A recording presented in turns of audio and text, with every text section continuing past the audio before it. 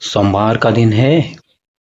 आज हम संतों की वाणी का अध्ययन करते हैं। आज कल हमने संत कबीर दास जी की हम दोहे पढ़ रहे हैं।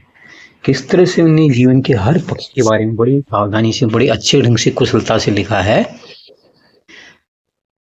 उसके बारे में आज का विवरण है। जैसे लोग लगे रहते हैं, कोई शेयर मार्केट से पैसे कमा रहा है, कोई कुछ टीम बनाता है, कुछ सट्टा लगा रहा है, तरह तरह के आदमी धन संचय करने की कोशिश कर रहा है। उसके बारे में ही ये कुछ 4 जो दोहे आज हम पढ़ेंगे, उनकी विवेचना हम करेंगे।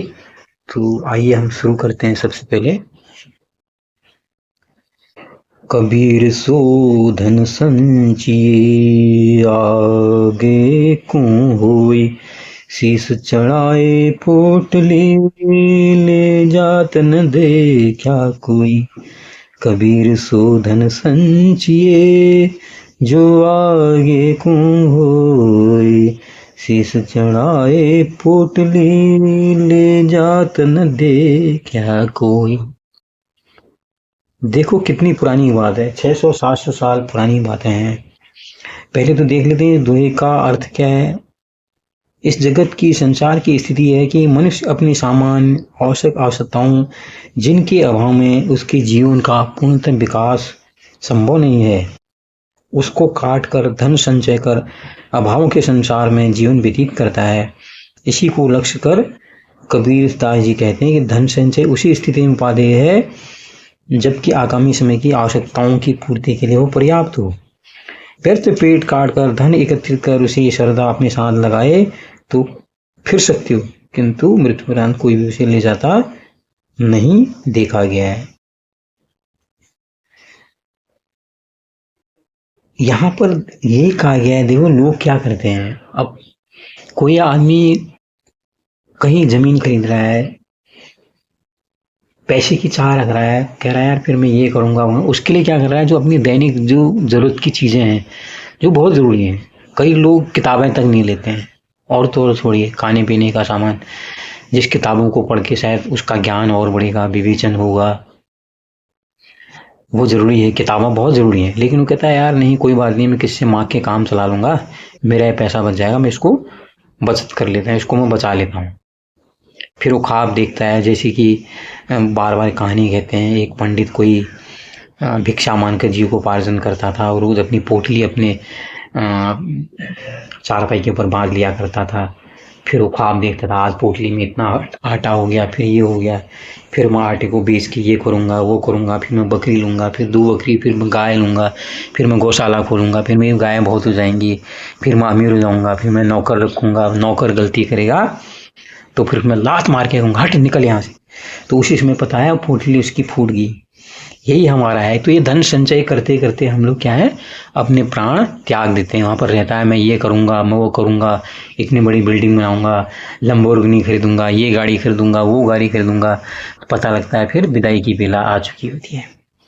तो यहाँ पर ये कह रहे हैं संत कबीर साहब जी, तो तुम बचाओ, कोई दिक्कत नहीं है, पहले जो अपनी दैनिक उपभोग की चीजें हैं उनको। अब कोई पढ़ाई की किताबें न ले, ऐसे करके बचाए तो उसकी कोई सार्थकता है नहीं। दूसरा पढ़ते हैं, आइए। त्रिया तृष्णा पापणी तासु प्रीति न जोड़ी, पैड़ी चढ़ी पाछा पड़े लागे मोटी खोड़ी। त्रिया तृष्णा पापणी तासु प्रीति न जोड़ी, पैड़ी चढ़ी पाछा बड़े लागे मोटी खोड़ी। यहाँ पर इसका भाव जो कह रहे हैं, दुतृष्णा है, एक व्यभिचारिणी स्त्री है जो मन को विविध विषयों में भटकाती है या विविध विषयों में मन का गमन कराती रहती है। जीव, तो इससे प्रेम संबंध स्थापित मत कर, तू इसके जाल में मत फंस। यह तो पीछे पड़कर जीव को आकर्षित कर लेती है, किंतु इसके संसर्ग से फिर अनेक पापों का भागी बनना पड़ता है। ये इसका भावार्थ है। अब एक घटना भी घटी है, देखो अभी राजा रघुवंशी, सोनम रघुवंशी का प्रकरण चल रहा है।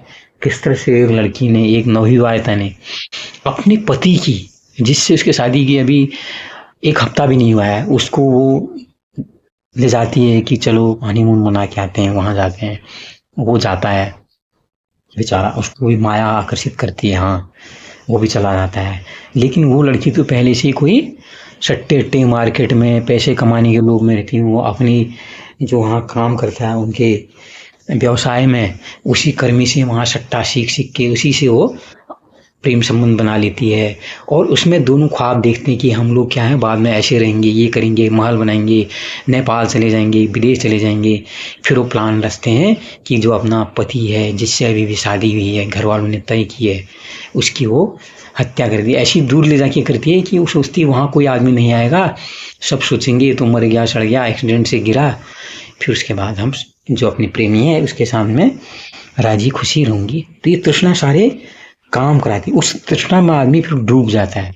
फिर वो डूब जाता है, वहां पर क्या होता है, वो सोचता नहीं है कि ये कभी दांव उल्टा भी पड़ सकता है। तो अभी पिछले 15 दिन से वो पुलिस कस्टडी में है, वहां पर रोज बयान चल रहे हैं, रोज नई नई कहानी आ रही है।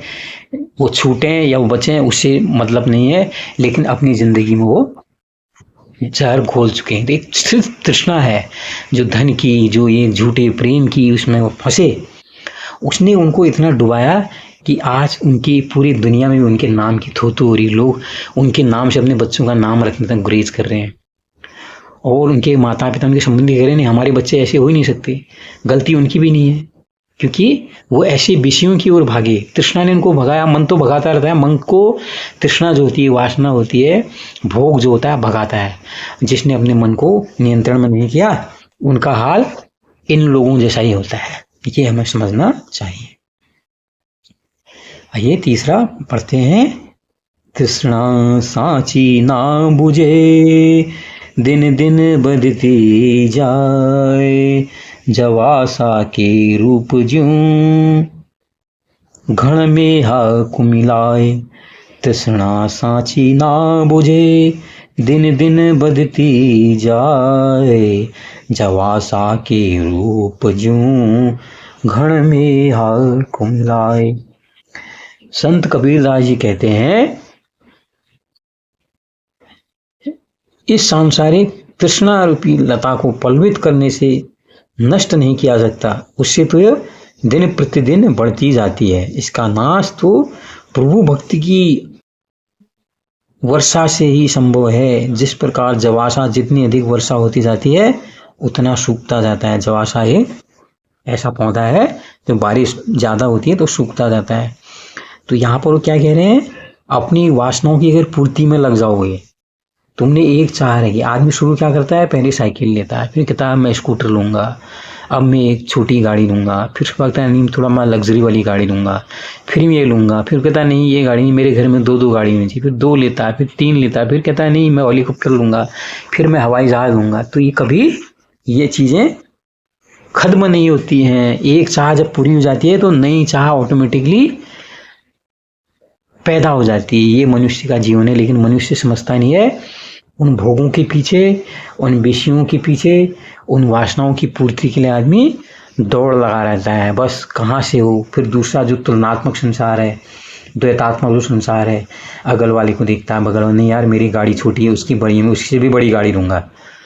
इस दौड़ में आदमी पड़ता है। तो उसको माया भटकाती रहती है, नहीं बेटा तेरे को तो इससे आगे बढ़ना है, तू तो बहुत पीछे है। मोहल्ले में सबसे बड़ी गाड़ी तेरी होनी चाहिए, मोहल्ले में सबसे बड़ा मकान तेरा होना चाहिए, तभी तो तेरा जीवन सार्थक है। फिर वो लगता है नहीं मोहल्ले में नहीं यार, मैं तो शहर में रहता हूँ, मोहल्ले में चलो मैं बड़ा हो गया, मुझे तो देखना है कि अपना जो इलाका है वहाँ मुझे सबसे बड़ी गाड़ी मेरी चाहिए, सबसे बड़ा मकान मेरा होना चाहिए। फिर शहर आ जाता है, फिर ये चाह राज्य में जाती है, जिले में, राज्य में, फिर देश में। कभी मिट्टी है चाह। अभी दुनिया के नंबर 1, दुनिया के नंबर 2, इसकी भी लड़ाई चलती रहती है।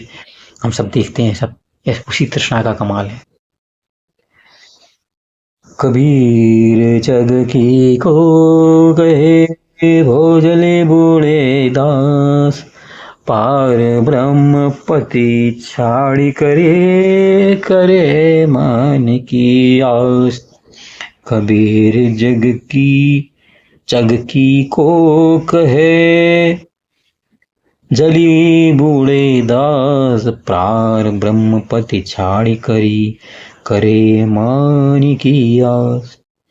इसका भावार्थ है कि संत कबीरदास जी कह रहे हैं कि जो इंसान है, जो आम नागरिक है, जो प्राणी है, सांसारिक प्राणियों की कौन कहे, इस संसार सागर में भक्तजन भी डूब गए हैं, किंतु भगत तभी डूबते हैं जब वो परम परमेश्वर स्वामी को भूलकर सांसारिक मान के इच्छुक हो जाते हैं, उनमें अहंग आ जाता है।